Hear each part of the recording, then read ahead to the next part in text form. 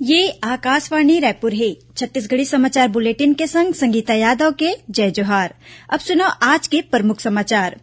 केंद्रीय आवास और शहरी कार्य मंत्रालय ह सूखा कचरा ले खिलौना बनाए के अनूठा प्रतियोगिता स्वच्छ टॉयकैथॉन शुरू करे है। राजधानी रायपुर के सबो घर मन म तुरते डिजिटल डोर नंबर और यूनिक कोड दर्ज करे जाही। यूनिक कोड ले हर घर के होही पहचान। और शक्ति की आराधना के परब शारदीय नवरात्र आज ले शुरू। अब समाचार विस्तार ले। केंद्रीय आवास और शहरी कार्य मंत्रालय ह सूखा कचरा ले खिलौना बनाए के अनूठा प्रतियोगिता स्वच्छ टॉयकैथॉन शुरू करे है। मंत्रालय के सचिव मनोज जोशी ह कहिन की टूटे खिलौना ला कचरा घर म फेंक दे जाथे। ओमन कहिन की पुराना खिलौना ला नवा रूप दे के फिर ले बेचे जा सकथे। ओमन ह खिलौना ला पर्यावरण के अनुकूल बनाए खातिर सामाजिक स्तर म आंदोलन चलाए जाए म जोर दे हे। ए उद्देश्य ला ध्यान में राखत स्वच्छ टॉयकैथॉन प्रतियोगिता शुरू करे गे हे। केंद्रीय और वाणिज्य उद्योग मंत्रालय के इकाई गवर्नमेंट ई मार्केट प्लेस यानी जेम और रायपुर स्थित पत्र सूचना कार्यालय डहर ले आज राजधानी म विक्रेता मन बर संवाद कार्यक्रम के आयोजन करेगिस। कार्यक्रम में बताएगिस कि जेम पोर्टल पर अब तक छत्तीसगढ़ के करीब 67,000 विक्रेता मन के पंजीयन हो चुके हैं। ए मौका में आयोजित पत्रकार वार्ता ला संबोधित करत government e market place GeM के निदेशक आयुष अग्रवाल ह बताइन कि छत्तीसगढ़ में जेम पोर्टल ला अच्छा प्रतिसाद मिलत है। राज्य ले पंजीयन करैया विक्रेता मन में आने क्षेत्र के कारोबारी शामिल है।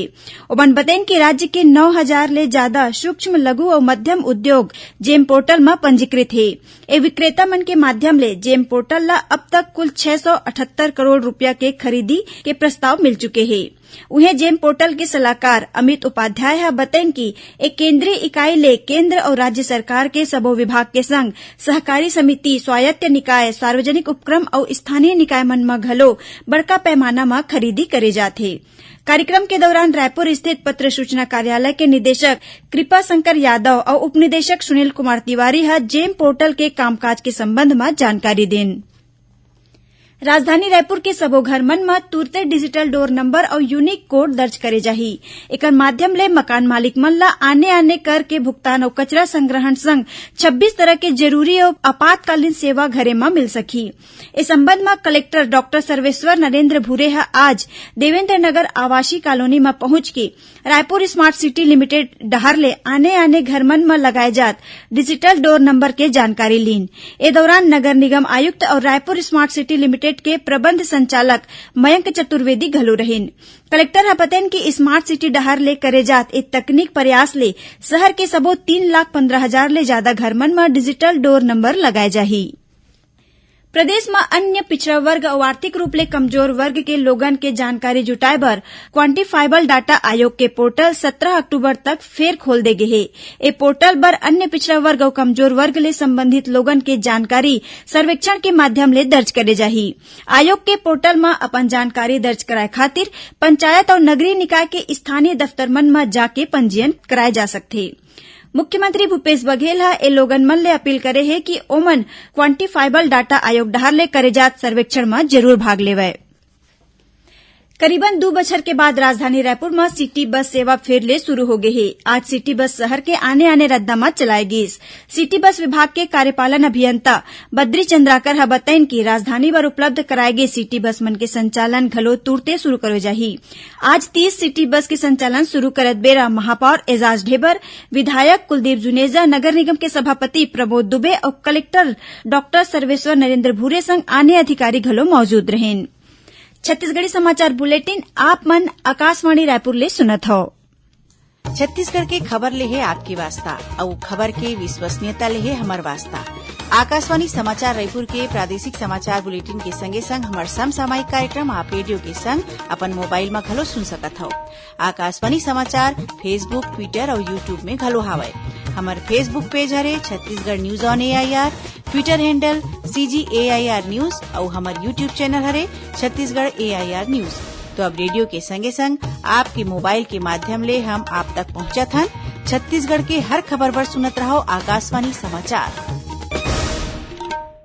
अब आगू बाढ़बो बाचे समाचार कोती। एकात्म मानववाद के प्रणेता पंडित दीनदयाल उपाध्याय के जयंती में काली मुंगेली के भाजपा कार्यालय आने कार्यक्रम करेगीस। ए मौका में पंडित उपाध्याय के योगदान ला सुरता करत पार्टी कार्यकर्ता मन ह अपन श्रद्धांजलि दिन। ए मौका में आकाशवाणी ले प्रसारित प्रधानमंत्री नरेंद्र मोदी के मन की बात कार्यक्रम घलो कार्यकर्ता मन ह सुनेन। ए आयोजन में क्षेत्रीय विधायक पुन्नूलाल मोहले घलो शामिल होइन। ओमन कार्यकर्ता मन ला संबोधित करत कहिन कि प्रधानमंत्री के मनसा के अनुरूप स्थानीय उत्पाद ला बढ़ावा दे खातिर प्रयास करना पड़ी। शक्ति के आराधना के पर्व शारदीय नवरात्र आज ले शुरू हो गए है। आज ले लेके 9 दिन तक सबो शक्तिपीठ और मंदिर देवाला मन में माँ दुर्गा के विशेष पूजा अर्चना करे जाही। मंदिर मन में आज ले घट स्थापना के संग मनोकामना ज्योति कलश जलाए जाही। उहे चौक चौराहा के पंडाल मन में घलो माँ दुर्गा के मूर्ति के स्थापना करे जात ही।